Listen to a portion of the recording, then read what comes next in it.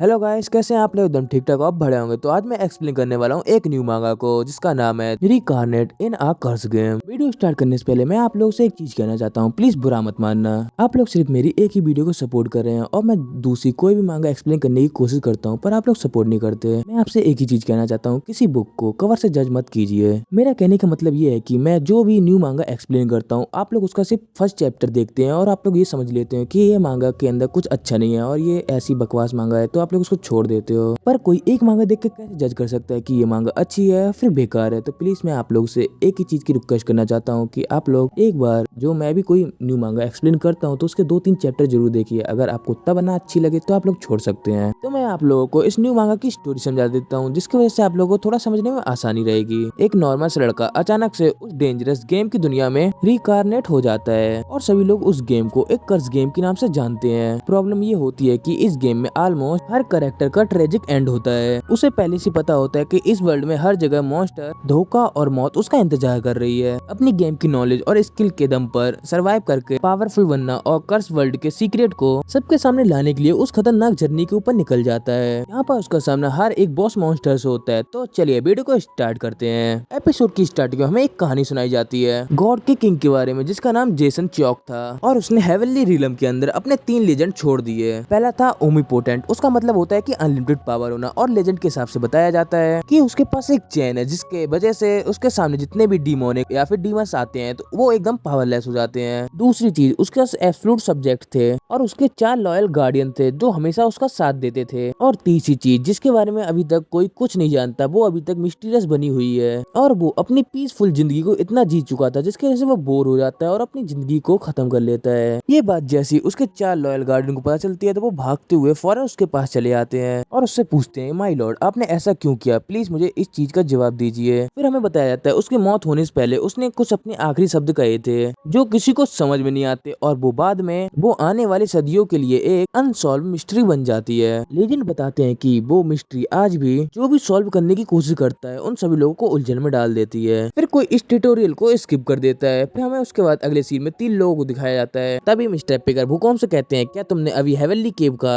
भूकंप ऊपर से इशारा करते हुए कहता है, हाँ वो देखो आखिरकार हमें हेवनली केव मिल ही गई। पर वो हिडन में जहान गॉड की पावर छुपाई हुई है जिसे हम लोग द हेवनली केव कहते हैं। ये बात सुनकर पिगरमैन कहते हैं, अब समझ में आया इसे इतना खतरनाक और रेयर मेज क्यों कहा जाता है और हमने तो लगभग इस चीज को मिस ही कर दिया था। तभी भूकंप कहता है, हाँ तुम इस बात को सच कह रहे हो। वैसे देखा जाए तो ज्यादातर लोग अपनी पूरी जिंदगी में इसके एंट्रेंस को नहीं ढूंढ पाते। फिर पिगर कहता है, किसने सोचा था कि उस जगह इस काउंटर का गेट मिल जाएगा। इतना बोलकर जो उसके हाथ में चैन बंदी होती है उसको पकड़ के अपने साइड खींचता है जिसकी वजह से वहाँ पर एक लड़का उस चैन से बंधा हुआ वहाँ पर गिरता है आकर। तभी पिगरमैन बोलता है, तुमने गेट को ढूंढ लिया इसीलिए मैं तुम्हें कुछ और मिनट जिंदा रहने दूंगा, अब तुम जल्दी से उठ भी जाओ कचड़े। गाइस मैं बता दूं यही अपना मेन कैरेक्टर है पर हमें अभी तक इसके नाम के बारे में कुछ बताया नहीं गया। तभी अपना एमसी कहता है, मैं इस चीज के लिए माफी चाहता हूँ, मैं अभी खड़ा हो जाता हूँ। तभी पिगरमैन कहता है, तुम्हारा बहुत हो गया, अब घिसते हुए जल्दी से मेरे पास आओ और सबसे पहले उस गेट के अंदर तुम ही जाओगे क्योंकि तुम ही तो हमारी ह्यूमन शील्ड हो। फिर चॉन हम लोगों को हेवन के बारे में कुछ बताता है और चॉन अपना एमसी का नाम है द हेवन। ये नाम सुनते ही तुम लोग हेवन को शायद कुछ इस तरीके से इमेजिन करते हो, लेकिन असलियत में हेवन कुछ इस टाइप का दिखता है। जो सबसे ज्यादा स्ट्रॉन्ग और कैपेबल होता है वो यहाँ पे टिकता है और मैं हेवन के बारे में तुम लोग को इसी तरीके से समझाता रहूंगा। तभी पीछे से भूकंप चॉन को लात मारते हुए कहता है, सपने देखना बंद कर और चलना शुरू कर और तुम्हें सारे ट्रैप पर पैर रखना होगा और हमें सेव करना होगा। वैसे भी एक मामूली ह्यूमन सीड इसी काम आता है। इतना बोलकर वो दोनों लोग जोरों से हंसने लगते हैं। फिर चॉन कहता है, यस सर मैं आपकी बात को अच्छी तरीके से समझ गया। फिर चॉन हम लोग को बताता है, जैसा कि तुम देख सकते हो कि मैं ज्यादा स्ट्रॉन्ग नहीं हूँ, ये मेरे बदकिस्मत हालातों की वजह से मुझे यहाँ पर घसीट के ले आए, लेकिन मेरे पास इतनी ताकत नहीं है कि मैं इन लोगों से लड़कर यहाँ से भाग सकूं।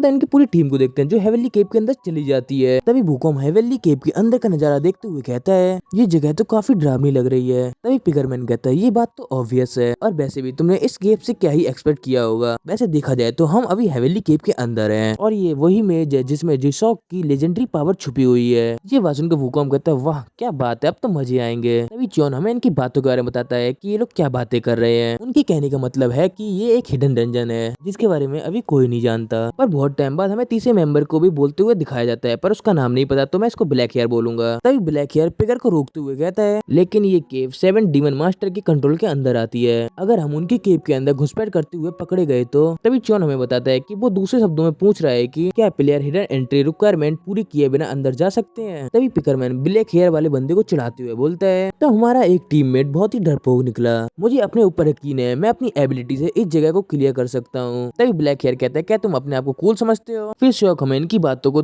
थोड़ी दूसरी तरीके से समझाते हुए कहता है वो ये कह रहा है कि तुम मेरे स्ट्रेंथ के सहारे चल रहे हो, इसीलिए तुम्हें मेरा ग्रेटफुल होना चाहिए। कहेश मुझे ये कमेंट जरूर बताना ये बातें मुझे ट्रांसलेट करने की जरूरत है या फिर नहीं। उसका भूकंप को देखते हैं जो सामने साइड उंगली करते हुए कहते हैं मिस्टर पिगर सामने साइड देखिए, वो तो एक गेट कीपर है ना। उसके बाद गेट कीपर को देखते हैं जो इविल बुद्धा होता है जिसकी 3 आंखें होती हैं। तभी पिकरमैन चॉन को लात मार कर कहता है चलो आखिरकार ये तो मिल गया, अब वक्त है ह्यूमन सील्ड को अपने आप को प्रूव करने का कि वो कितना वैल्यूएबल है हमारे लिए। पर चॉन तो एकदम शौक में होता है क्योंकि उसे अचानक से लात पड़ी होती पीछे से, तो वो यही सोच रहा होता है अभी हुआ क्या। तभी पिकरमैन भूकंप से कहता है तुम क्या कर रहे हो, कुछ तो करो जाके। फिर भूकंप कहता है हम पीछे साइड देखते रहेंगे, कोई पीछे से हमला ना कर दे। फिर चॉन उठ के बैठ जाता है, अपना खून पहुंचते हुए हम लोगों को बताता है गेट कीपर नाम वाले भले ही इम्प्रेसिव लगते हैं लेकिन ये कोई बड़ी बात नहीं है, ये तो सिर्फ हेवनली केव का एक मिड बॉस है। वैसे भी ये तो वो जगह है जहाँ पर प्लेयर अपना ट्रायल देते हैं और जब वो मर जाते हैं तब वो इसी जगह रिस्पॉन हो जाते हैं। और सिंपल तरीके से बताऊं तो ये वो जगह है जहाँ पर प्लेयर गलती कर सीखना शुरू करते हैं। और मेरा प्लान ये है कि जब मैं बेसिक स्किल कास्ट करूंगा द ओथ वो भी गेट कीपर के ऊपर। फिर चॉन अपने हाथ जोड़कर प्रेयर करने लगता है और अपनी स्किल को ऑन कर देता है जिसकी वजह से हर जगह येलो कलर की रोशनी फैलने लगती है। उसके बाद हम ईविल बुद्धा को देखते हैं जिसने अपनी 3 आंखें खोल ली होती हैं और एकदम रेड कलर की रोशनी आ रही होती है, मतलब चमक रही होती है। और बुद्धा का ऐसा डरावना लुक देखकर तो भूकंप और पिगरमैन की फटके 4 हो जाती है और साथ में ब्लैक हेयर भी ये चीज देखकर डर चुका होता है। फिर चॉन अपनी आंख खोलते हुए हम लोगों को बताते हुए कहता है जब मैं अपनी बेसिक स्किल कास्ट करूंगा गेट कीपर पर ओथ के साथ तो अगला ट्रैप एक्टिवेट हो जाएगा। चॉन के ये करने से बुद्धा का ट्रैप एक्टिवेट हो जाता है और बुद्धा सीधे खड़े हो जाते हैं अपने दोनों हाथ को खोलकर, और ये सभी लोग बुद्धा के सामने सिर्फ एक चींटी के बराबर लग रहे होते हैं। फिर बुद्धा अपनी लेफ्ट आई खोलकर इन सभी लोगों से कहते हैं मैं डिवोटेड गेट कीपर हूँ, तो चलो शुरू करते हैं ट्रुथ का डुअल। ये बात सुनकर पिकरमैन खुश होते हुए बोलता है एक डुअल, ये तो बहुत ही आसान काम है, हट जाओ सभी लोग मेरे रास्ते से। इतना बोलकर चॉन को चैन से पकड़कर पीछे फेंक देता है। तभी पिकरमैन बुद्धा से कहता है चिंता मत करो, मैं यहाँ पे सबसे बेस्ट फाइटर हूँ। और साइड में भूकंप चेयर करते हुए कहता है तुम ये कर सकते हो। चौक कहता है और मेरा क्या होगा, मैं तो ह्यूमन शील्ड हूँ। तभी पिकरमैन कहता है पर तुम्हारी किसको परवाह है। इतना बोलकर अपने सीधे हाथ को हल्क जैसा एकदम बड़ा कर लेता है और बुद्धा के ऊपर अटैक करने के लिए जा रहा होता है और कहता है आज मेरे ऊपर ही स्पॉटलाइट रहेगी, तैयार हो जाओ मेरा मुक्का खाकर हैरान होने के लिए। तभी हम उसके बाद बुद्धा को देखते हैं जो सिर्फ एक ही वर्ड कहते हैं ये सही नहीं है। तभी पिकरमैन के ऊपर एक रेड कलर की आई आ जाती है और उसके आसपास बुद्धा के दोनों हाथ आ जाते हैं। पिकरमैन इससे पहले कुछ समझ पाता उससे पहले उसका कचूमर बन जाता है। ये देखकर तो एकदम सभी लोग डर जाते हैं और शौक में होते हैं कि आखिरकार अचानक से ये हुआ क्या। उसके बाद बुद्धा को देखते हैं जिसकी बीच वाली आंख खुली होती है और लेफ्ट आई बंद होती है और उसके हाथ से खून निकल रहा होता है, वही पिकरमैन का। उसके बाद भूकंप को देखते हैं जो इस बात को मान ही रहा होता है कि पिकरमैन मर चुका है। तभी चौक इन दोनों चिल्लाते हुए बोलते हैं अपनी आंखें बंद करो, अगर तुम मरना नहीं चाहते तो अभी अपनी आंखें बंद कर लो। तभी भूकंप गुस्से में चिल्लाते हुए कहता है तुम क्या बकवास कर रहे हो, अभी अभी मेरा दोस्त मर गया है और तुम कह रहे हो कि मैं अपनी आंखें बंद कर लूं। इतना बोलकर अपना वेपन निकालने वाला होता है तभी उसके ऊपर एक रेड कलर की आई आ जाती है और तभी बुद्धा एक शब्द कहता है ये सही नहीं है। इतना बोलते ही उसके ऊपर अपना पैर रख देता है जिसकी वजह से उस भूकंप का उद्दी कचूमर बन जाता है। ये देखकर तो ब्लैक हेयर एकदम शांत हो जाता है, उसके आंखों के सामने उसके 2 टीममेट मार दिए गए। उसके बाद बुद्धा को देखते हैं इस बार उसकी राइट आई ओपन होती है और दोनों आंख बंद होती है। फिर चॉन ब्लैक हेयर को बताता है इस बार उसकी राइट आई ओपन है। फिर ब्लैक हेयर चॉन से पूछता है जब वो अपनी राइट आई खोलता है तो क्या होता है। फिर चौक कहता है जो भी उसने अभी किया था उसका उल्टा होगा, वो भी इसी बार। ये बात जानती ब्लैक हेयर चौक को उसके चेन से पकड़ता है और अपनी साइड खींच लेता है। उसके बाद बुद्धा को देखते हैं जो अपने दोनों हाथ को धीमे धीमे करके खोल रहा था और उसके अंदर से पिगरमैन की बॉडी नीचे गिरती है आके। और तभी बुद्धा अपने हाथ से ब्लैक हेयर के ऊपर अटैक करने वाले होते हैं। तभी ब्लैक हेयर चॉन को अपने सामने शील्ड की तरह यूज करता है और तभी बुद्धा अपने हाथ को उधरी रोक लेते हैं और उनके ऊपर अटैक नहीं करते और कहते हैं ये सही है। तभी ब्लैक हेयर बुद्धा को ऐसे रुका हुआ देखकर चॉन से कहता है तो तुम सही कह रहे थे। चॉन कहता है अगर तुम्हें समझ में आ गया तो प्लीज मुझे छोड़ दो, मेरे गर्दन में दर्द हो रहा है और मुझे यहाँ से जाने दो।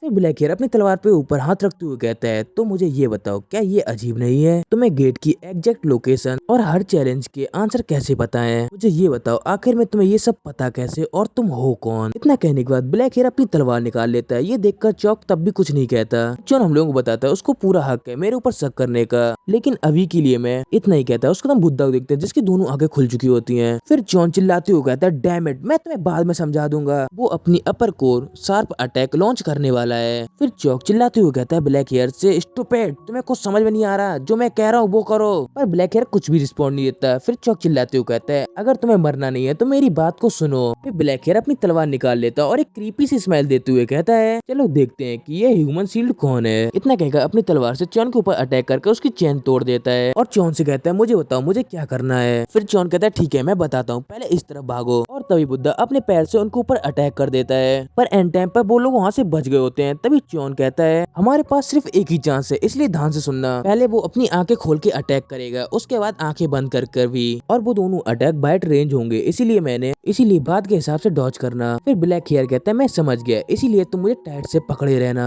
उसका नाम बुद्धा को देखते हैं जिसने अपने फिर से लेफ्ट आई ओपन कर ली होती है और दोनों आंखें बंद कर ली होती हैं। फिर चॉन बुद्धा की साइड इशारा करते हुए कहता है वो हैंड ब्लेड स्ट्राइक करने वाला है, वो भी सीधा लॉन्ग रेंज सामने से अटैक करेगा, उसके पीठ के पीछे छुपो चलकर। ये बात सुनकर ब्लैक हेयर बुद्धा के पीछे पहुंच जाता है और चॉन से पूछता है मैं पहुंच गया, अब बताओ आगे क्या। तभी चौक चिल्लाते हुए बोलता है पीछे से अटैक आएगा, जल्दी से उसके सामने चलो। तभी बुद्धा अपने हाथ से हैंड स्ट्राइक कर देता है उन लोगों की साइड में, पर वो दोनों एंड टाइम पर वहाँ से निकल गए थे, इसीलिए वो लोग बच जाते हैं। फिर ब्लैक हेयर भागते हुए कहता है अब आगे क्या। फिर चॉन कहता है वो यही अटैक 3 बार फिर से रिपीट करेगा, अगर हम वो सभी अटैक डॉज कर लें। उसका नाम बुद्धा को देखते हैं जो स्माइल करते हुए कहता है ये सही है। फिर चॉन ब्लैक मून को बताता है गेट कीपर चैलेंजर द्वारा दी गई सच्चाई को वो मंजूर करता है और ये अटैक्स को एक्टिवेट कर देता है। उसका नाम बुद्धा को देखते हैं जो दोबारा से उसी स्टेट में बैठ गया होता है जैसे पहले बैठा था। फिर चॉन ब्लैक मून को चिल्लाते हुए होता है जल्दी करो, इसके बाद हमें दोबारा चांस नहीं मिलेगा, इसीलिए तुम्हें अभी ही करना होगा और कर दो। उसका नाम ब्लैक हेयर को देखते हैं जो अपनी तलवार निकालता है और अपने हाथ से उस तलवार के ऊपर ब्लैक कलर का ऑरा चढ़ाने लगता है। फिर चॉन हम लोग से कहता है मुझे पहले अपना इंट्रोडक्शन दे देना चाहिए था, मैं कोरिया का एक टैलेंटेड गेम डेवलपर हूँ। गाइस जो बैकग्राउंड में चॉन की आवाज चलती है उसको याद रखना क्योंकि वो अगले एपिसोड में